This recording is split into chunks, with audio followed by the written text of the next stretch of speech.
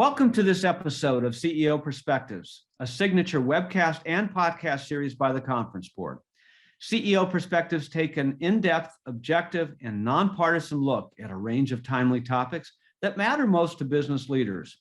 In this series, we'll sit down and talk to experts in their fields and do what we do best at the Conference Board, provide trusted insights for what's ahead.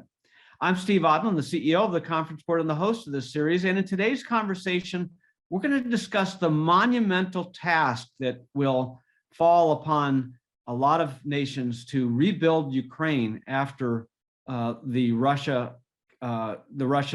conflict. The reconstruction efforts will be complex, costly, and will rival anything we've seen, I guess, since World War II. And who will lead this effort and what will truly be needed? I'm very pleased to have join us today retired Lieutenant General Jim Huggins, who's a partner currently at the McChrystal Group. He is the former Chief Operating Officer of the United States Army. Welcome, General Huggins. Thanks very much, Steve. It's great to be here. So, Jim, I know that your focus was, broadly in the military on, planning and defending our country. But part of the focus of the military has always been to go back and secure the peace and to rebuild countries that are ravaged by these kinds of I'll call it a disaster. How do you view the destruction in Ukraine? We've heard President Zelensky say that over a third of Ukraine's infrastructure has been destroyed, but just very few of our listeners have been on the ground, in a military in a situation or post-military. Describe what is there, what kind of destruction is there, and what's going to be necessary to rebuild. A tremendous amount, obviously, is an understatement. I've seen estimates up to over €1 trillion in terms of the reconstruction effort. That's the physical piece, but then there's also the mental piece that ties into this. I mean, at least from my eyes, looking at the people in Ukraine who are fleeing and fighting, there's another mental piece of this thing, the toll that's coming along with that one. And who knows how long that will take and what damage that will have for the long term. But just the physical infrastructure, which has been devastated where most of the fighting has been done, is an effort that is, I probably would say, not years, but maybe decades in terms of reconstruction. So, if you haven't, I'm sure you haven't been to Ukraine, but you've been to, battlefields and cities that have been, that look like this. Describe for our listeners, what they could expect to see if they were walking down the streets of Kyiv right now. Well, there's no essential services. And food is obviously very limited. And people are probably not very stable in terms of where they're residing because they're having to move from place to place to place. So that all leads to absolute uncertainty in terms of what tomorrow brings, which is probably the most disturbing state people have to live in. I mean, their homes are gone. Largely, many of these people, everything that I've seen and been in that area firsthand, it's generations of family home that are just gone. And it is something that is not going to be turned around in a short period of time. I mean, the real question is when, and we can't even decide when that would start based upon the current state of the conflict. Yeah, and upwards to 15-20% of their population has been displaced, and they have no place to go. How about the infrastructure? I mean, water, sewer, electricity, lighting, all the things that people just take for granted. Obviously, where the heaviest fighting is, that's non-existent at this point in time. And I would say that, it's not unlike what we saw in Afghanistan and Iraq, to be honest with you, in terms of sometimes after disaster relief missions going in, we see that in countries, even in Haiti. It's in the Western world, but there's none of those services are available in times of crisis along the way. So it really sets in the mindset of the individual that's living there, unfortunately, is what's next? I mean, what do I have to hope for at this point in time? So let's kind of fast forward to a situation where the fighting is stopped. Nobody really knows exactly how this is going to end, and so it's a little bit, we have to just describe scenarios. But let's assume that Russia continues to occupy a certain amount of geography, certainly the Crimea and possibly some part of the Donbass. I would think, what role does Russia play, at least in those areas? Do they rebuild all their own destruction, or do they help rebuild the rest of the country, or does it all fall on the West? I don't think there's going to be any calculation in terms, unless it's just a piece of territory that the Russians hold. But I don't think reconstruction is going to be on the top of their list, given what their military goals were, given what their political goals were. For a country that fought them tooth and nail, I'm pretty sure they're not going to be that interested in restoring services. Yeah, I mean, it would seem, given the amount of destruction that they've done, which has been surprising. But and you should comment on that too. That if they wanted it intact, that they would have secured it in some fashion that didn't destroy everything, right? It is. I mean, that would be ideal. But as we've discussed before, it's perhaps, given the capabilities of their military, they have no other alternative. They have to stand off. They have to try and, rubble villages and towns, because if they go in, their forces are going to be annihilated. So you have this. So you've got massive discussion, and a third of the country. If by saying it that way, it's probably most of the physical infrastructure, as you said, a lot of the housing, and it's in the key urban areas.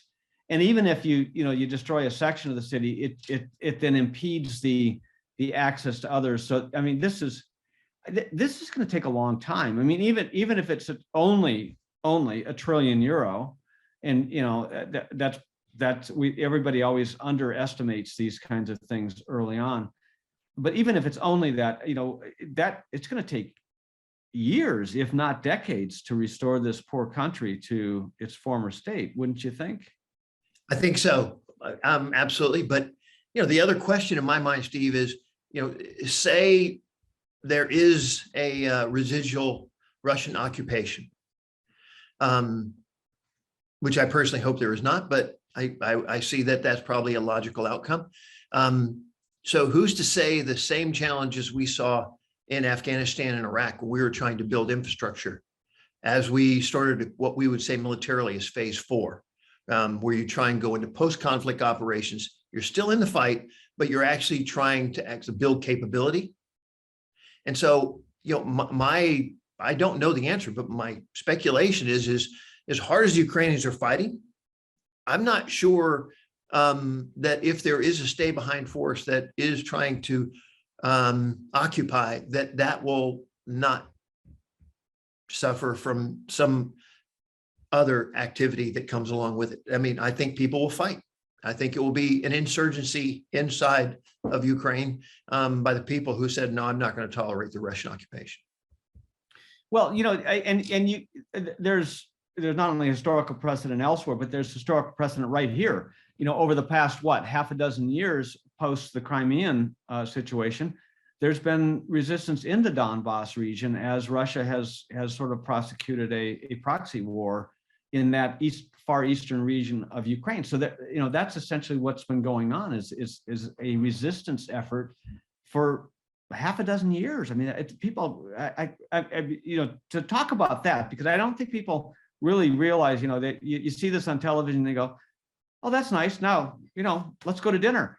And then that's, but they're dealing with it, 7x24 for 6 years. Really, I think since 2014, some form of that. And everybody thinks it was in February, but it really has been going on for quite some time. I think it just reached a point where we would say that Russia and Putin said, for a lot of reasons, we're going to go and intervene. Intervene is a light word for what they've done. But I just, in terms of the question is what's the end state for this conflict going to be? When can post-conflict operations begin? When can reconstruction begin? And then, as you said, who's going to pay for it? Who's going to come in and do this? I don't need to remind you, we're not on the ground. The U.S. military is not there. The question is it going to be a NATO presence? Is it going to be combined presence? Or is it just going to be monetary? And we're going to just pour money into this situation. And they're not. We're going to say, United States Army, go sit on the ground and see what you can do to help. What's the likelihood of that? From all I know right now, and again, as we said, speculation, I cannot see that in the scenario. Yeah, because they're not a NATO state, so you can't see, NATO forces going in to secure it. So we haven't put boots on the ground, in the conflict to help them either. I know weaponry's been sent in, but not as much as they wanted or needed. And so it's been sparse. Is there any reason to believe that the reconstruction effort would be, any different in terms of, how it was conducted? In terms of a military force, I don't think there's any reason. But I mean, certainly post-conflict operations could have a large contracting presence. Those could be expats. Those could be a lot of other people. But there's support like that going on and still in Iraq. And I could see that becoming an alternative, where it becomes more of a privatized that works off of international funding, that works on reconstruction. I mean, I could see that as a scenario as opposed to boots on the ground. We're talking about the devastation in Ukraine and what's going to be required to put it back together again. I'll be right back after this short break with my conversation with retired Lieutenant General Jim Huggins. As war rages in Ukraine, the Conference Board is closely monitoring the situation and producing timely and relevant content on a daily basis that will help the business community navigate this global geopolitical unrest. What will the impact be on oil prices, food prices, our supply chain, and what about cybersecurity? How will this conflict impact the way your organization does business around the world, and how will you communicate this crisis to customers and employees?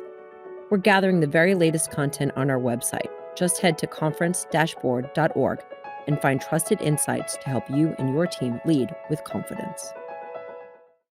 Welcome back to CEO Perspectives. I'm your host, Steve Odland, the CEO of the Conference Board, and I'm joined today by retired Lieutenant General Jim Huggins, former COO of the United States Army and now a partner at the McChrystal Group. Okay, so General, beyond the physical repair, what other rebuilding efforts are going to be required? Because, all education has stopped, universities, have stopped. You've got, children displaced in other countries. You've got 6-7 million people that have been displaced. So how do you put Humpty Dumpty back together again? I would hope that it would start with a plan that is going to say what do we think the end state is in terms of the rebuild, and then probably breaks that into achievable outcomes over time, as opposed to just saying, okay, we're going to restore the government, we're going to provide all services. So that in other words, they're going to have to take this in phases. Go figure. I was in the military, so we like to phase everything we do. So I think that's what we'll have to do.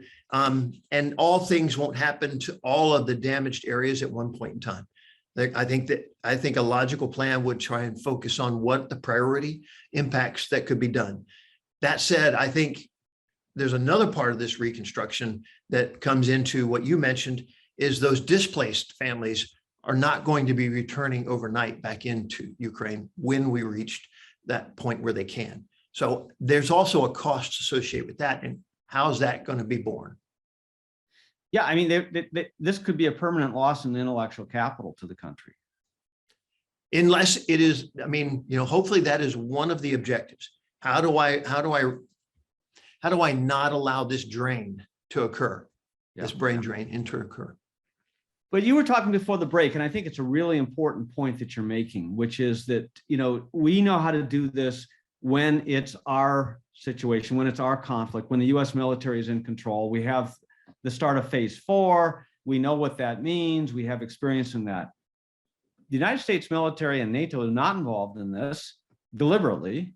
And we've kept an arm's length, or more than an arm's length, distance from this thing, so as not to inflame the situation and make it worse. Who takes the lead? I mean, is the United Nations, at all capable of doing something like this? I think it'll be a team effort across the board, but I do think the United Nations can certainly that would send the strongest message if it is unified at that level.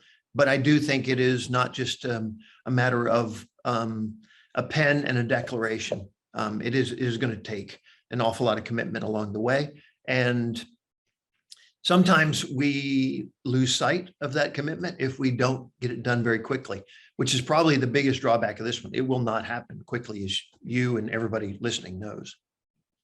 Yeah. Now, so how does the United Nations do this when you've got 2 Security Council members being Russia and China, who are bonded in this new axis? They can block all of this. Do you see that impeding any efforts?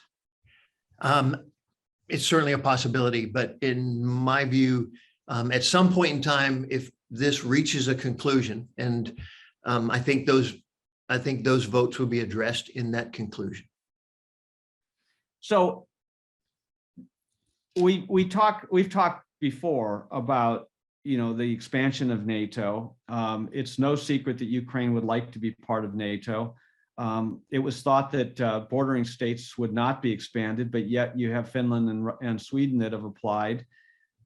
Could you see an outcome from this, that Ukraine applies to NATO, and that NATO actually then, as their first act, engages in the rebuilding effort? It really depends on the terms, in terms of, I know back in March, Zelensky had mentioned, some possibilities of what the future would hold. The terms of whenever, soon, if possible, this reaches some sort of a conclusion will impact that. But I think that it is an inevitability that Ukraine will try to become a part of NATO again, and that should be considered. But that's just one man's opinion. And I think that then leads it to, how then do you work the reconstruction? Yeah, and then how do you fund it? So what role do businesses in the West and the private sector have to play in this?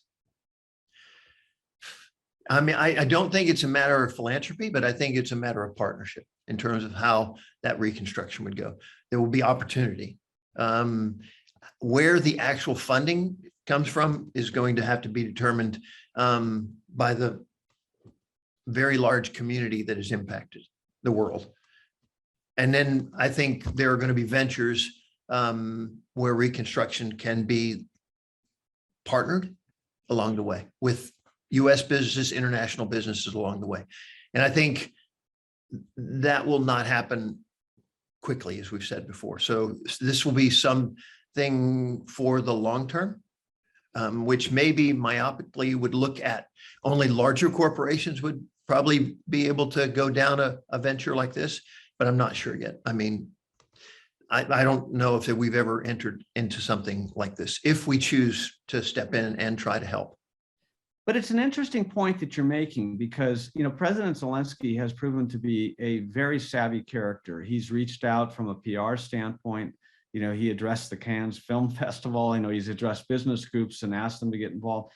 This whole notion of a public-private partnership where businesses potentially engage with the government and to go back in to rebuild sectors that are relevant to them, with the carry-on, the tail effect of those businesses having, some commercial, follow-on and benefit thereafter, is not out of the question. But that's not the typical way that this is done. So it could be really unique here.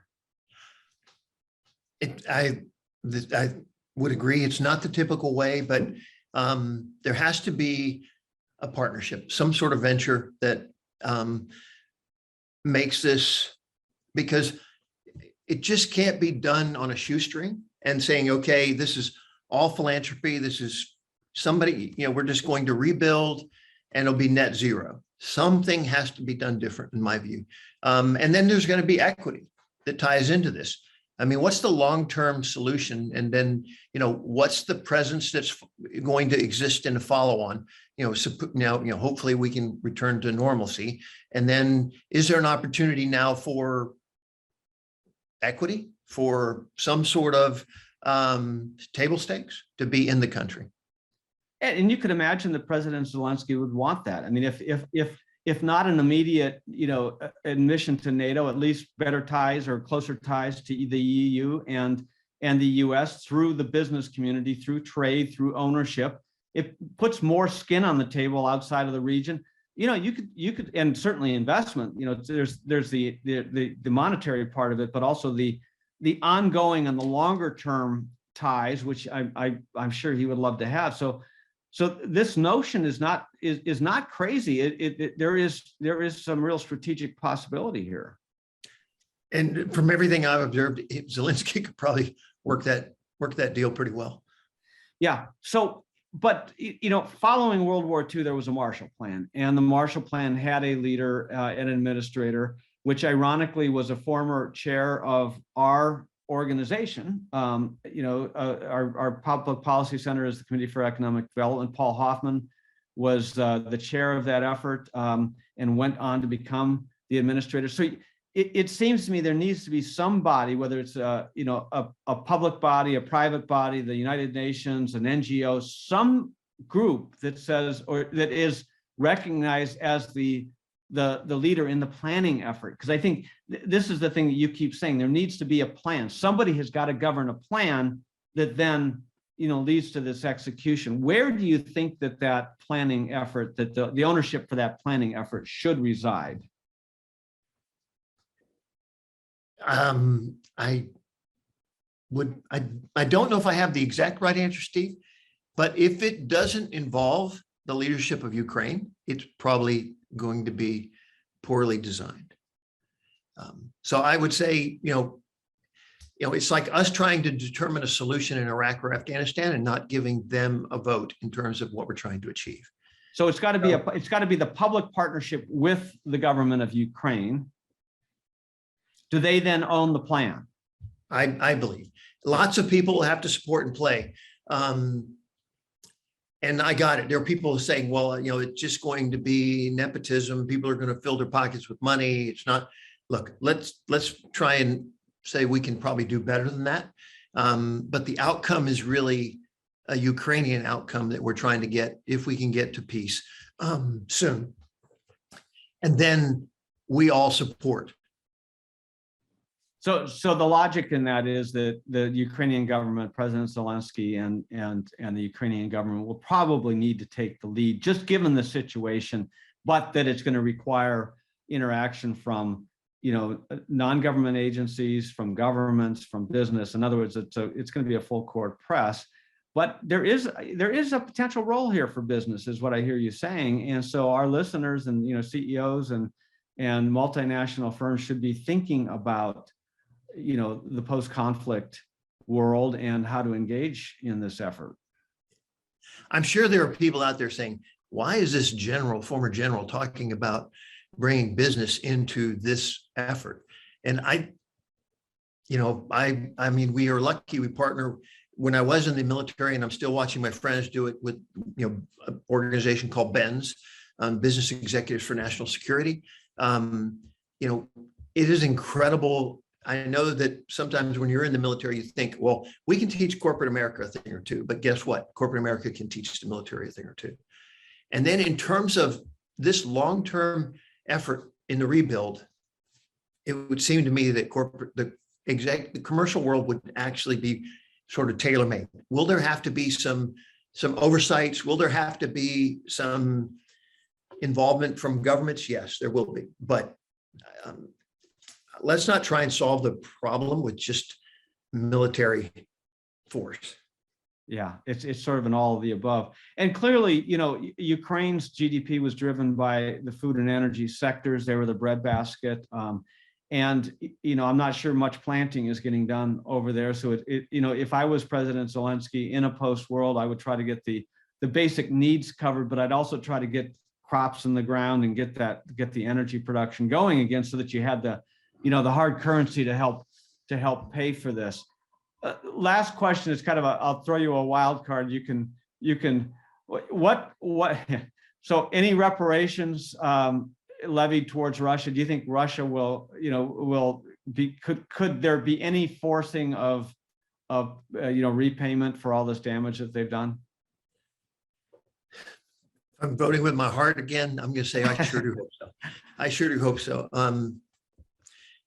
I mean, that's something for the world, the international community to really address along the way. I don't, in the back of my mind, I'm still trying to wonder, when the Russian oligarchs will be out there going, hey, I really can't afford too much more of these statutes, these limitations that are being placed on us.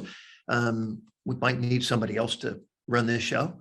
I don't know. But in terms of an outcome, I would like to hold people accountable. Go figure. That's what kind of I lived my life doing for 35 years. That accountability is key.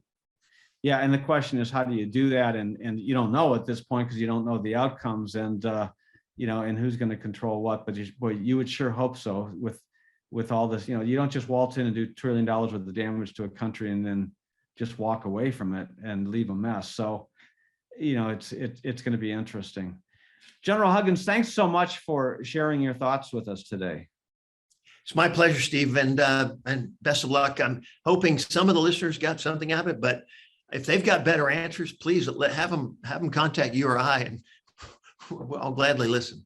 Well, it's a great point, and I think that by starting this discussion early, hopefully it will lead to some creative solutions, and because you don't want to wait too long. I mean, you need to get the planning going early. And I think, the thinking for the Marshall Plan actually started in 1942, which I'm not sure people realize, even though it didn't really kick off until after, VE Day in 1945. So we'll see, but it's not too soon to start thinking about it. And we really appreciate your thoughts.